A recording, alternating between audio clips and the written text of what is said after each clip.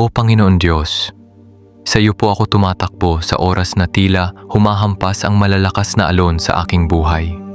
Ikaw ang aming matibay na tore at sandigan. Ipinapaubaya ko po sa iyo ang aking panghihina at ang pakiramdam na ako ay sumusuko na. Panginoon, palakasin mo po ang aking tuhod at patatagin ang aking loob.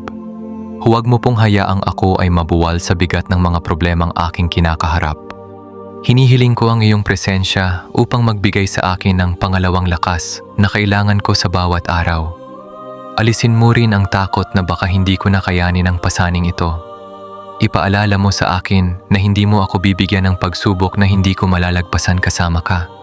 Nagtitiwala ako na ang bagyong ito ay lilipas din at ako ay lalabas na mas matatag. Ito ang aking dalangin sa pangalan ni Jesus. Amen.